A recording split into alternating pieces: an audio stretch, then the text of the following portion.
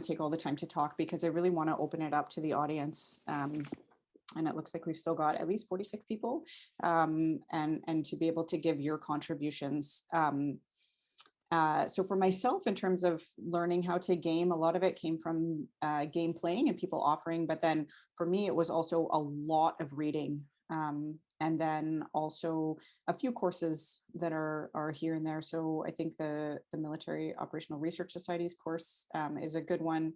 I've taken courses, plural, from Imaginetic, and then the being involved, I think, is really just playing as many games as you can is something that's good. And I'd be interested to know from people who are here how they also learned.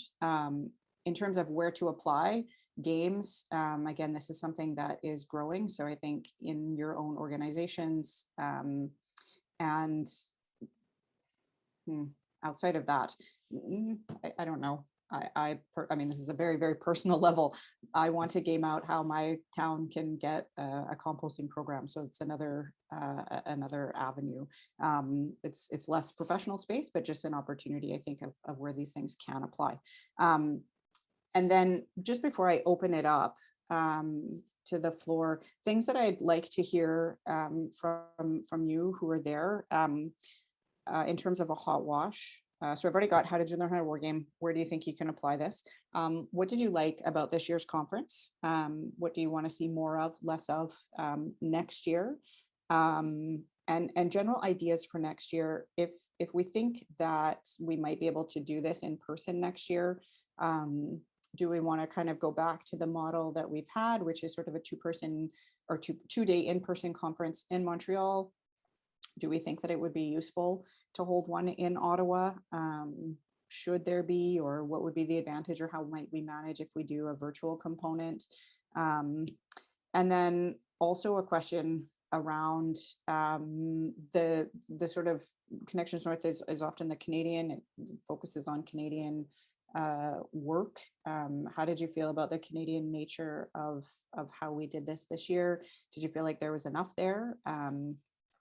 So I think I can just open it up at the moment. And for my other organizers here, now that I've turned off Discord, you may have to just let me know if there are hands that I'm not seeing.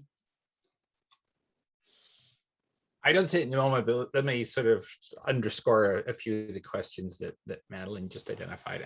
It would be nice to get, when designing the program, we're well aware that there are now lots of other Connections conferences, and due to the pandemic, you can attend them virtually. And there's Goose out of Georgetown, and there's more. So there's an awful lot of wargaming stuff to attend. So we're always trying to find that space what makes Connections North.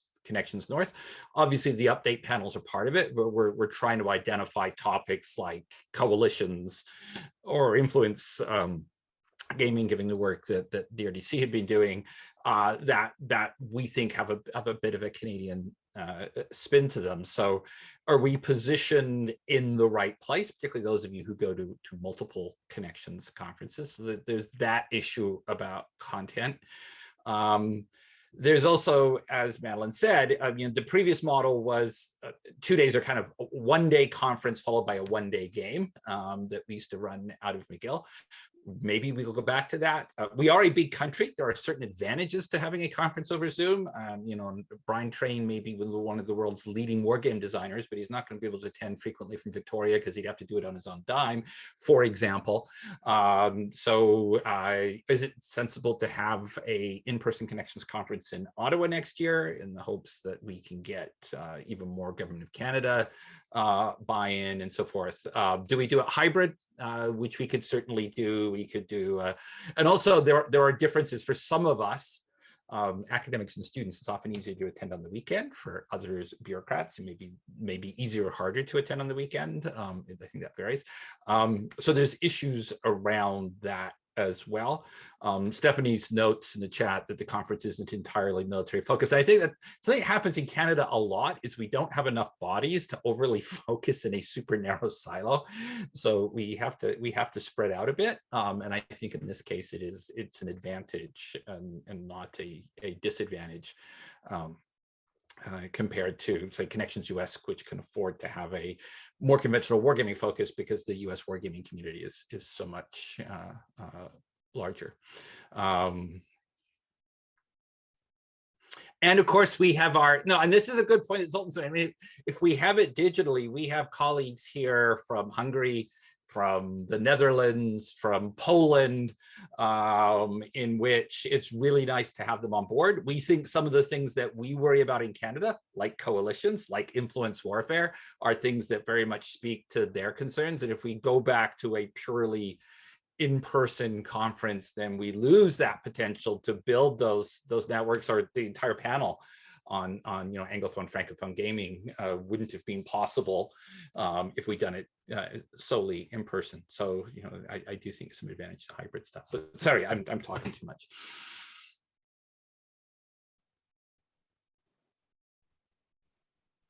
Yeah, and I'm seeing comments in the chat, but if there's anybody that wants to speak, just raise your hand.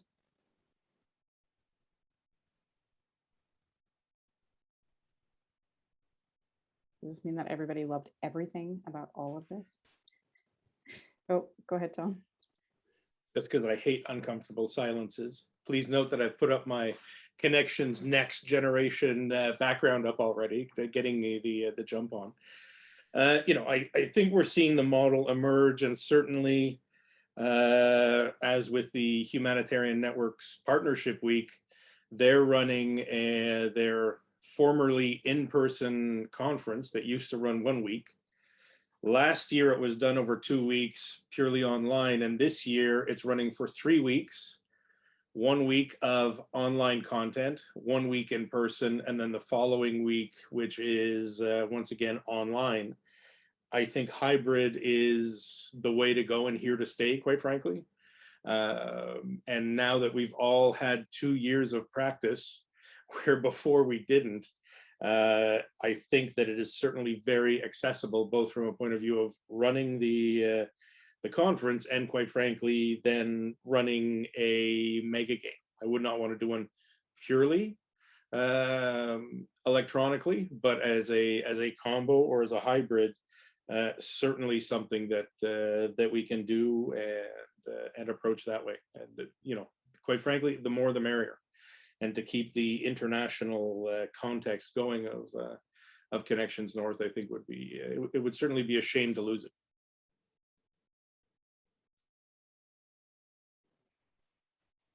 Do we have any examples of people having run mega games online?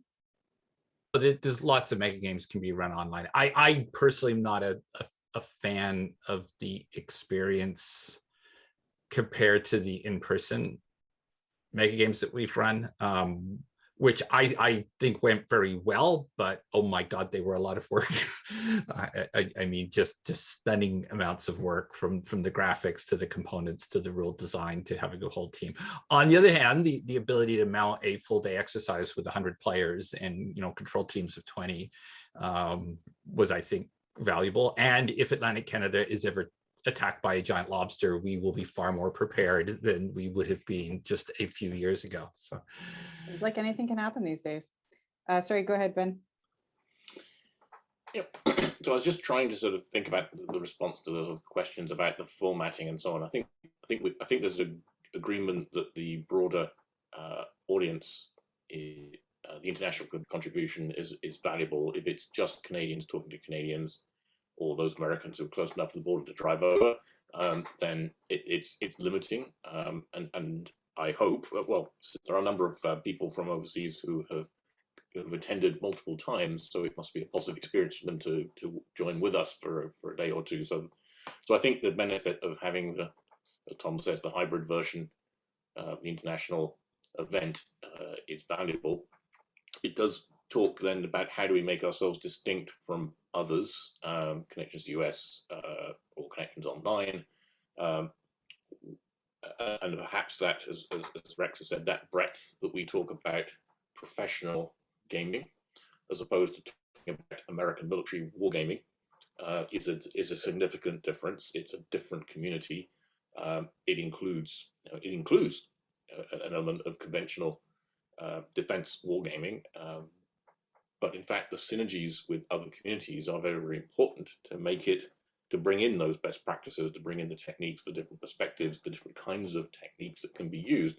We also have the advantage, well, the feature of being a smaller nation with limited resources, which means that in any organization you have a personal network. Your only reach is so far.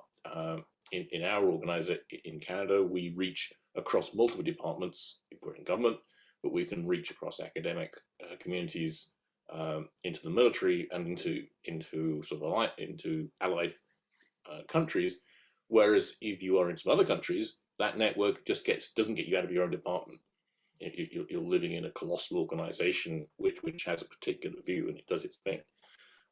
So trying to bring that broader community, a broader community together that can learn from itself, I think is a positive. So the two-day virtual conference seems to be a good idea. If it was because we chose to take time to have a Canadian update.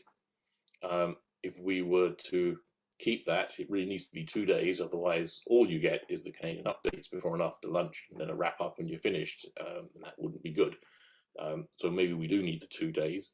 And I know a lot of us have enjoyed the McGill Mega Games, but maybe we shift dates and have the McGill Mega Game at a different time, and maybe the McGill Mega Game goes on the road and comes to Ottawa again, or goes somewhere else. But separating the McGill Mega Game from the Connections North might be the way to give us the freedom to have one virtual, one live, and to move the Mega Game to different cities at different times to bring the community together. That may be a recipe going forwards.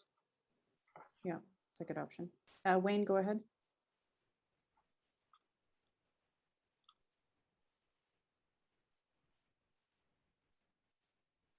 Oh, you're on mute, Wayne.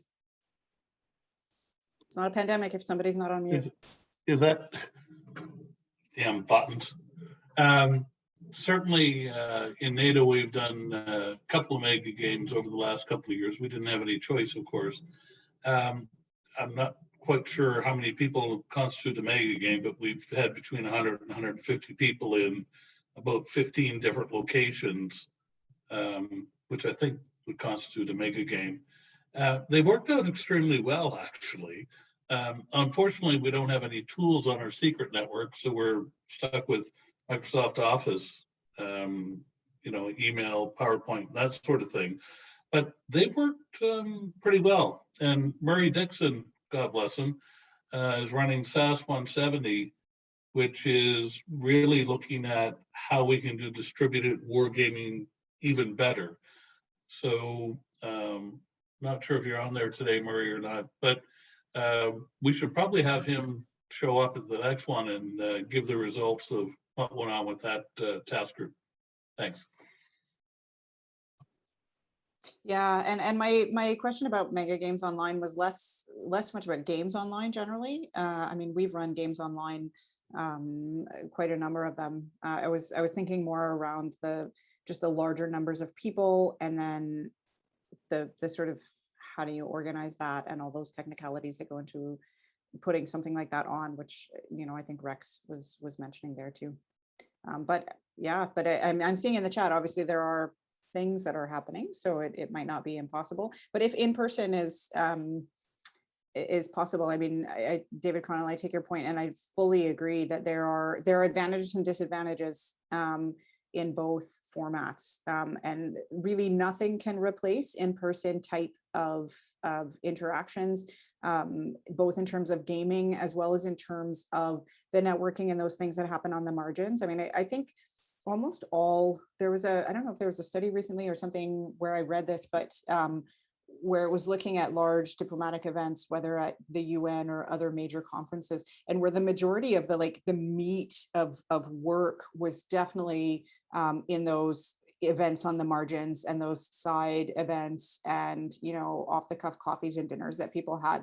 That's where the majority of things get done, as opposed to the sit around discuss meetings. And it's not to say that those meetings aren't important, but yeah, there just isn't anything that replaces the richness that comes from an in-person interaction. And at the same time, just as we're seeing here, the capacity to get voices talking to each other from really far parts of the globe also is so much more logistically challenging when you have, compared to an online environment, when you have that capacity to do it online. So, pros, cons, it's there. And I don't know that there is a right answer for any particular situation. I think we just have to kind of decide what's there and go with it. And I think, we're never going to have a post-COVID world, but if we have less of a lockdown type of world where we can actually, be in person, perhaps whatever happens next is a bit of a pilot and experiment and see what works. But I'm happy to hear other people's. Wayne, I see your hand is still up. I don't know if this is a new question or if it's just up from the last comment you made.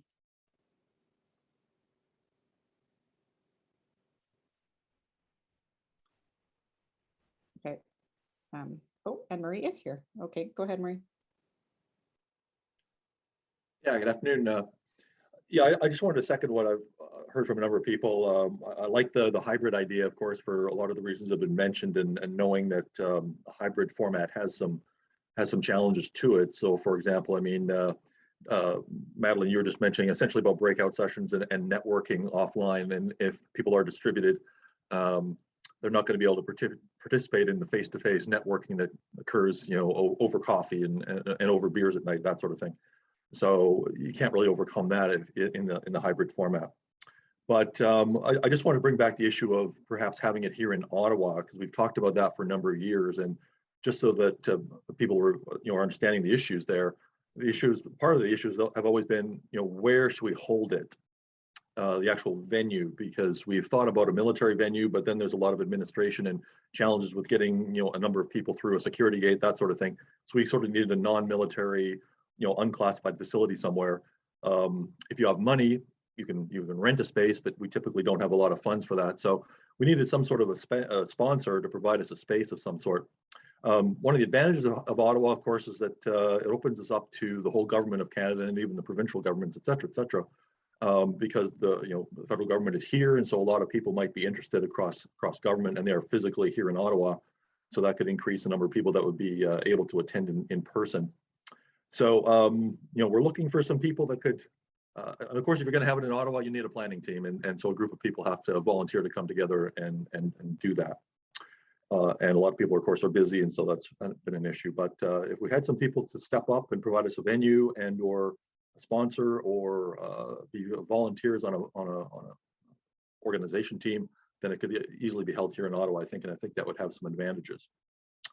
Over.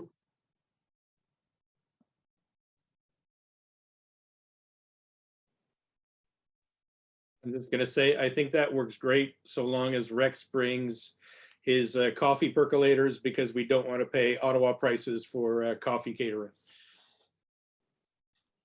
Well, and I think, what do government venues look like in a year from now? Because, public health instructions may not necessarily, they may not just be on the same par. And I'm thinking about the fact that, I mean, we're, as a bureaucrat, I'm still instructed to work from home. And I haven't received additional instructions yet from my organization. So, I think it will just, a lot of it really will depend on sort of what's happening worldwide in a year from now. I mean, we have the BA2 variant that's here now, and I mean, maybe we'll have public health instructions that require, HEPA filters and CO2 monitoring in large spaces, making things perhaps so much easier, but maybe we won't. And I don't know anyway, we don't know what any of that looks like, I don't think now. And it's good to just have a list of options.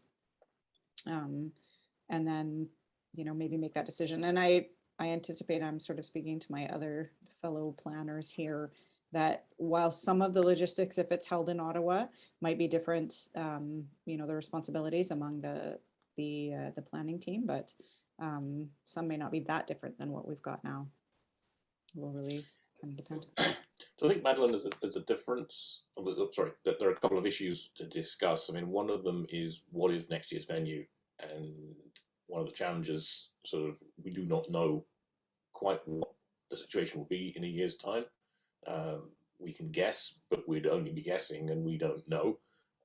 And governments can be peculiar in keeping ancient statutes in the books well past their useful time, and we could be constrained in ways that others are not. So we do not know. But I think one of the, if I sort of change tack slightly, one of the questions about is who are we engaging, and what does our community look like, and what makes Connections North a little bit different to the others. There was a question sort of back in the chat, a way back from, I think, from Greg Linton, that sort of, where are the provincial governments or the territorial governments? And the answer is they're not excluded. This is not a federal government conference. This is a Canada hosted serious gaming conference, and members of the federal government, Canadian military, provincial governments, territorial governments, municipal governments, universities, and people from all around the world are all invited. In fact, are all here, which is really good. So we are not aligned to the federal government. It provides a certain opportunity for people across the federal government to connect. That's the name. And indeed, I mean, Madeline in particular sort of are trying to create a broader community of people working within the federal government. And there are times when the federal government needs to talk to itself and put a curtain around itself and have its own internal conversations, and that's absolutely necessary. But that isn't Connections North, and nor should Connections North be interpreted as the official federal government sort of house clearing for gaming. And nobody else on the line who is not in the federal government should think that they are a second-class attendee because they're not in the federal government. That's absolutely not the case either. So we need to be very, very clear, I think, on sort of mission and purpose. It's about sort of enabling serious gaming with a particular Canadian perspective. And one of the things we've tried in the elements this year and last year in some of the panels we choose to have is look at those problems from smaller the smaller country perspective. We had a bit of a comment at the end, I think, of the panel yesterday afternoon on the gaming uptake. Was that if you are in a smaller countries have to do things differently. It is not a matter of taking a model that works in the United States and doing it at 1/10 scale. We will do things in a fundamentally different way. In some ways, we can be broader in what we do. We can be more agile in the way we do things. Being smaller sometimes is a virtue. It isn't not a matter of doing everything on the cheap. It's doing something different that's right-sized, smaller. And that is why we can do something. We can talk about things about the way that Canadian institutions, government or otherwise, have tackled things, which will be different than what you'll hear from Connections UK and Connections US. So we have a place in the world in the Connections constellation, if you like, about how a medium-sized country does things. We have resources, we have critical mass in some or a partly critical mass, partly in some areas, but we have that certain level, and I think it's a value in trying to keep the breadth. We want to have Canadians here. We want to learn more about what is going on in Canada and to provide a critical Canadian conversation without excluding anybody else who brings in a perspective and a challenge. And it's all very important. We talk all about diversity. That has its parallels in the sort of the world of academic peer review. You need somebody to look at you from outside to say, have you tried this? We found this works. So we don't want to create a sort of closed loop Canadian sort of feedback system, but it would be but having a Canadian conversation in which people like Stephen Zaz Martin can sort of raise the odd red flag of what we might be saying to ourselves, and indeed many others from global participants here have made very valuable contributions and added very valuable perspectives, which makes the Canadian community stronger by having heard those those contributions. So I think there's a model that we're comfortable with, and it's just a matter of adjusting times, dates, formats to make it all work. But I would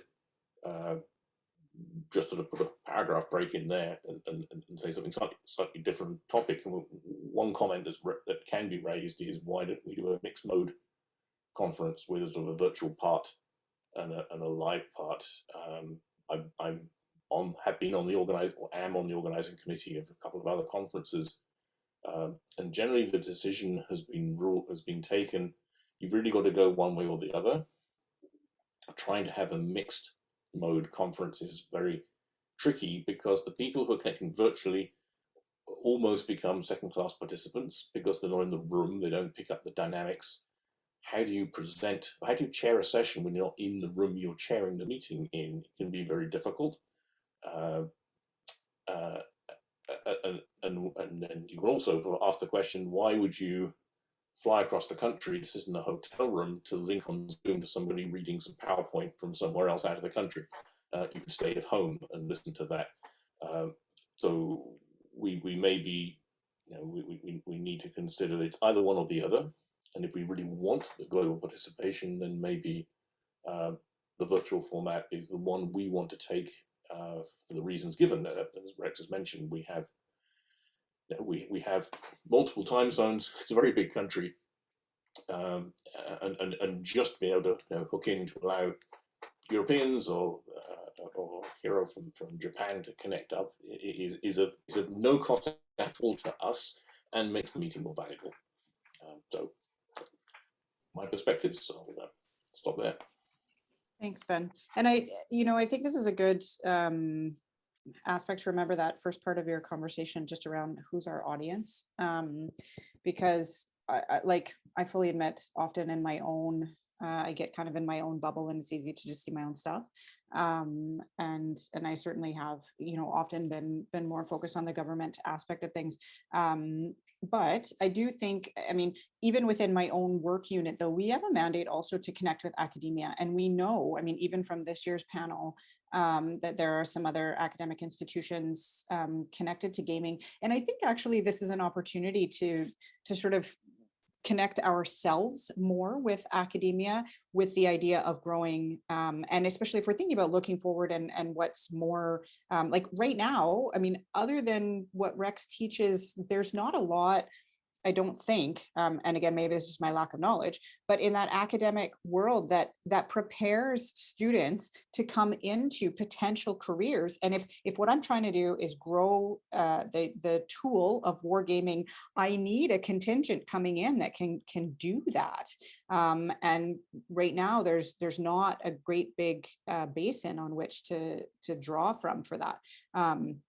There's a few, but not lots. And so, I think this is an opportunity perhaps to use Connections North as a mechanism to start to make those linkages a little bit more. And so I think, and here's where I'm going to ask people to also, and I see 2 hands up, but people who are in the audience here still too, in terms of what content we would like to see at Next Connections, because that's also thinking about the looking forward and going ahead. In terms of just compared to what we've got, do we want to see more of this, more of something else, an addition somewhere? And so I'm kind of opening that up. So yes, I totally agree, and kind of validating that. Let's think about the wider audience that's not just government, and then how do we draw that into content? So I don't know whose hand was up first, Stephen's or Rex's. Do you guys want to duke it out? Stephen was. Okay. Although he's gone very quiet. Can you hear me now? Yeah. Oh, just turn the damn headphone on. That's the problem. So you've talked about the idea of splitting the mega game from the conference, and then there's been this discussion about hybrid, online or only or face to face. And I don't think it's an either or. I think the benefits of face-to-face conferencing are genuine and there, and perhaps what we're looking at is a need for a small face-to-face conference quite separate from the online connections conference. Over. Yeah, let me jump in on that, because that's been suggested before, that we have an out of sequence Ottawa meeting, which is not part of the same conference, which is the kind of face-to-face part. So that's a possibility, or it's or some other possibilities. With regard to, I mean, one consideration, to be perfectly frank, in the past has been that I teach a game design course and another course that has a lot of gaming, and a lot of those students come to the conference, and those students were also MIGL students more generally, with the backbone of the mega games when we ran the mega games. I will be on sabbatical next year. I will not be teaching. That will be a bunch of students who won't show up. I mean, I'll advertise it, but I mean, they're not going to be in course, they're not getting course credit and so forth. And that also makes it much more difficult to run the mega game, because a good half of the people at the mega game are students in one of my two classes.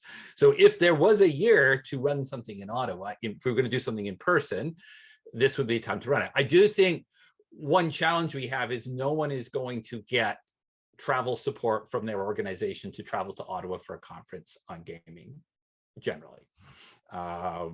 Maybe a couple of people in D&D, but I think if we run it in Ottawa, we're talking about a Ottawa group, and then those of us who are close up to Ottawa that we can drive up easily from Montreal or Kingston or what have you.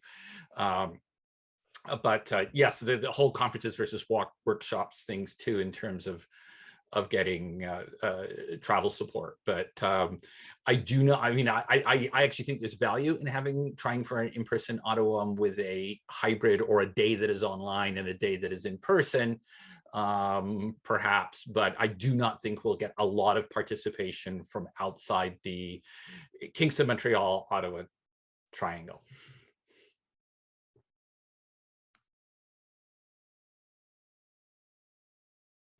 Sorry, my screen was trying to jump away on me. Yeah, and this conversation is still, it's easy to center around this, like we need to decide right now where we're going to. I mean, because this is a lot. Can I ask us a little bit to move towards the discussion around content, in terms of,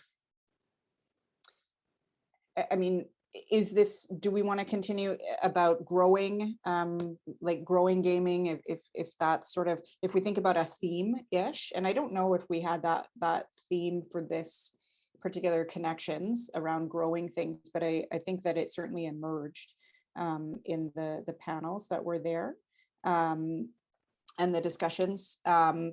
But you know, do we want to pick some areas that are a little bit more niche and dive in a little bit on that, sort of in the idea a bit of workshops, or and I suppose all of us that have our own area that we work on want to put that in there, but let me just hear from people who are there. And I think Jeffrey's got a, you know, he asked about Toronto, but Jeffrey, I know you're working at the provincial level, and I think that might be of interest, a place for growth. But if there's an aspect of a theme that we want to think about, that people might be interested in, this is sort of a bit of a brainstorming aspect of things, but also talk about what you liked from these last 2 days and what you might like to see more of. Go ahead, Tom. Thanks, Madeline. You know, I'm just going to reflect on my business, right? And in terms of where those requests are coming from. The humanitarian side of things, certainly the business side of things, in terms of serious games, other government departments who are looking at innovative and new ways to work. So certainly that we are not focused on war games, but I think the inclusion of, you know, maybe even different tracks if we get the population up there and going. This is something that's easier in the larger conferences. But, and again, because I'm so pro the hybrid model where more people can be involved, including people from the UN, various humanitarian NGOs, reaching out to provinces and municipalities to say, hey, Ottawa, maybe this would be a great way to play out different protest scenarios. There's certainly, I'm sure there's a market for it today. Memories, however, may not be very long.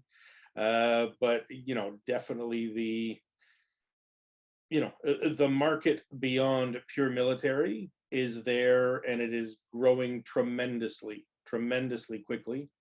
And reaching out there, both within and without Canada, I think would be a great boon.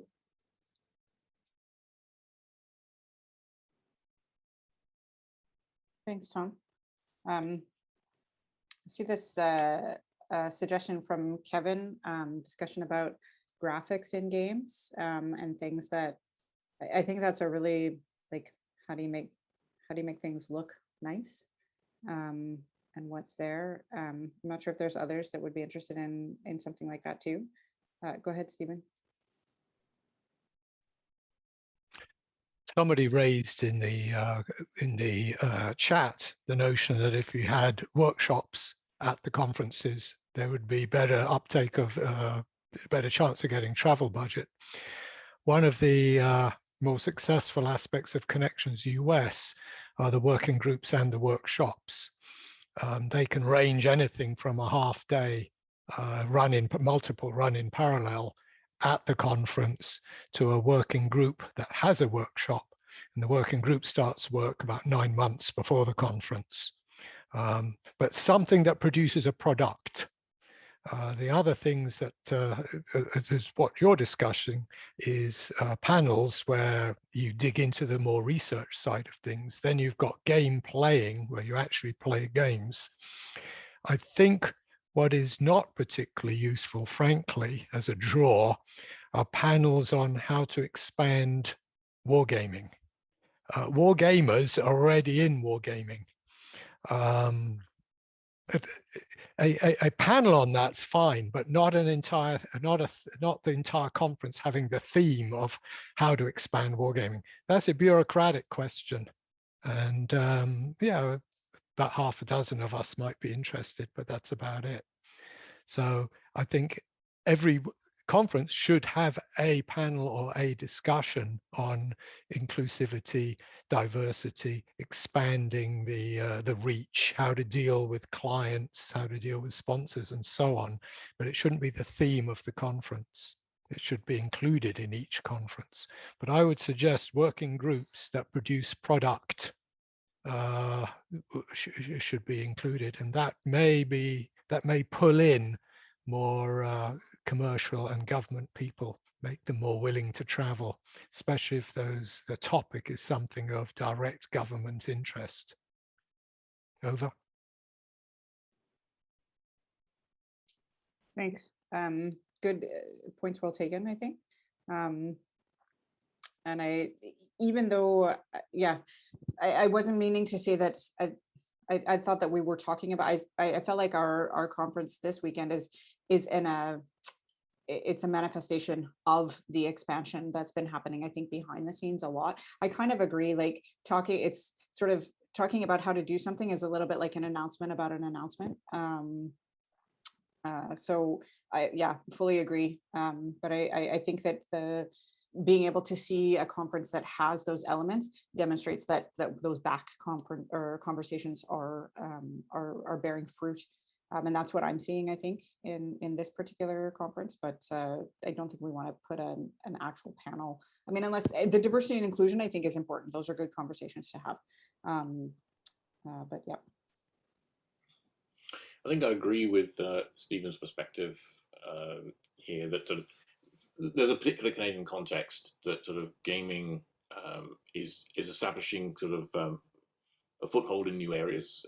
There have been efforts to try and put in different departments in government to try and pick up on gaming, and perhaps there's been something of a resurgence in sort of higher level gaming, even with the defense community. And the tactical wargaming, how to, the tactics of fighter pilots and how to organize your mortars in an infantry company. That never really went away. The military have continued to do that kind of thing. But we're generally looking at a sort of a higher level cross-cutting kind of gaming where the differences between the defense and non-defense really aren't that extreme. So we get wrapped up in that sort of, is the war there or is it in brackets? It needn't be. You can just take it away and it's the professional gaming or serious gaming conference, and I think everybody's happy with that. But the idea of moving to something that actually does work and creates product is an interesting challenge. Much harder to do online, much easier to do in person. And the conference then starts to morph into something else, having taken part in things like, well, Stephen will, and many others will be very aware, sort of MORS, Military Operations Research Society in the US, special meetings where you in a whole group, massive room full of experts, work for 3 days, and you're on a target to produce an output by get together Monday afternoon. By Friday morning, the draft reports in with a sponsor, and that is a targeted meeting to build something. Or there are also meetings that take place within the NATO environment, Five Eyes environments, and others, in which we're working to get together to make something. So there are some briefings, but they're just to provide context and to provide some initial communication, which then sparks a group to work on something. The challenge, I think, is that those sort of expert workshops to produce something are a great way to bring experts together to produce something. They aren't necessarily a great way to build a community to share knowledge with people from very, very disparate backgrounds. Jumping into one of those things from outside is a very, very challenging experience. Having done that, you fly as a young British or Canadian analyst into a room full of 150 Americans who just talk with Pentagon acronyms in every sentence. It's an alarming experience, and you don't know really what you're doing, and it's terrifying. So, yeah, the expert workshop to produce a product is a great thing. It would need to be alongside perhaps some other things, and again, Stephen mentioned, I think, the idea of parallel tracks of activity, and that's certainly something that can be done. But I think that'll be much easier in person, but it would be a significant expansion of what it is that Connections North seeks to do. Over. I could respond to Ben. Do I have your permission, Madeline?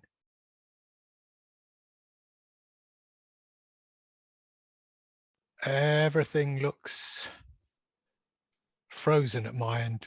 Ben, can you hear me? I've got you. Yeah, I've got you. I think Madeline froze for a minute there. Okay. Okay, I've got to disagree with you on one aspect, which is, no, it's actually easier to run a working group online because you can run it asynchronously and people aren't having to, they have time to reflect, they have time to think, and over the 6 months before the conference, they have time to write. You then roll into the conference with with a panel ready built, because that working group has produced papers. Absolutely. Sorry, I'm with you. I was simply saying an activity run in the conference hours as a workshop would be. Oh, yes. The in-conference workshop is very much a face-to-face. And the way I've run them is the first part of it is the panel presenting so people can learn. And then you transition to the actual working group producing a product, either as part of that working group or as an entirely standalone workshop. As far as this business of, throwing people into a room of 100 people, I absolutely refuse to let that happen. If I break the room up into groups of 8 people, no more than 8. I make somebody be responsible on each table for producing product, taking notes, etc. And it's project management again. It's not a bog sat. I mean, the same way you wouldn't just say to 100 people, go play a game. Yep. Neither do you say, go have a workshop. So no, we're in violent agreement, Stephen. I'm just just reflecting on some of my experiences earlier in my career when I was invited to go to a workshop at Moores, and the plenary, yes, you have 150 Americans giving briefs to each other in American, and then it breaks into syndicate working groups, and then you do have a more focused discussion. But I mean, those things, when they work, are awesome. They bring a lot of talent, a lot of different perspectives, a lot of expertise, and in a very short period of time, they tackle a question head on, share information, and build something. And they are amazing experiences to be part of, particularly when you understand what they're talking about. But even when they're not, they're really quite an experience. So for those who have not been part of that community, which most of the people I suspect on the line have not been, yes, there are some very, very powerful, effective events that Moores runs. We aren't going to be one of those, but there are elements of what they do that are worth considering, and the targeted activity to produce a product, as opposed to bring your PowerPoint, read your PowerPoint, go home, and it is an important thing to think about. And that's, we'll leave the point there. Yeah. Is there any appetite in Canada for having a government department or a military organization host or sponsor a Connections conference like we do in Connections US? They don't pay anything, but they set the theme, they generate interest within their organization.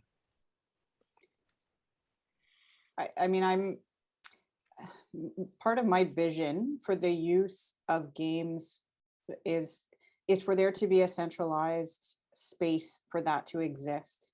I mean, I've been saying this for a while, and I'm starting, I think, to get people to listen a little bit, but there's still a good ways to go, practically speaking, to get there. Because while GAC is using games and we're sort of at the forefront in many ways, this is starting to bleed over into some other departments, and I'm making those connections finally. I've got about, less than a handful, but ones that are doing this, and we need to be connected up. Some of the people that are involved in the other organizations are coming from the military side of things, so there's still that connection.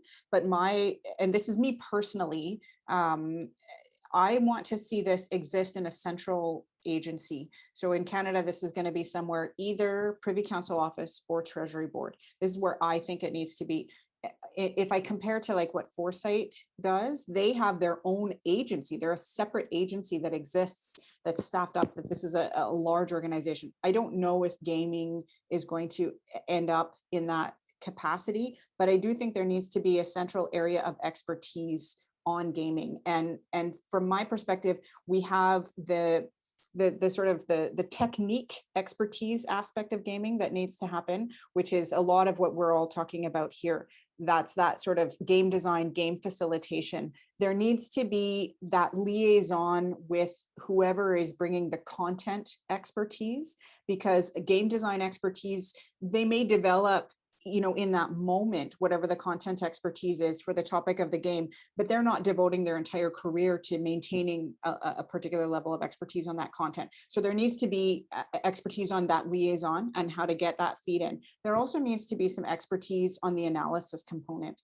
And so it's sort of a bit of a three-prong, and maybe game designers and facilitators also have the analysis expertise, but maybe they don't. It really needs to depend on who's there. But an organization that is centralized with all of that expertise has to understand that those are the areas that need expertise. And so for me, I think that that's where we need to have a place for all of that to exist, someone who understands what all of those components are, who can organize all of that. And it needs to be in a place where they can reach out. Now, is that in a place like, I mean, for me, it's a central agency, but is it the Canada School of Public Service, within Global Affairs? Is that our Foreign Service Institute, with a course?